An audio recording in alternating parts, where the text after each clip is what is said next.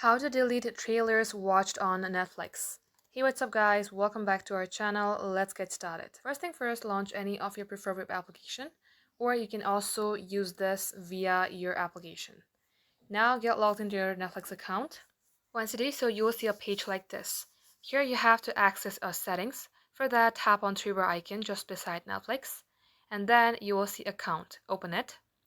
You will get landed onto this settings page. You have to scroll all the way below and then simply tap on any profile, and that profile should be any Netflix profile where you would like to delete the watched trailers.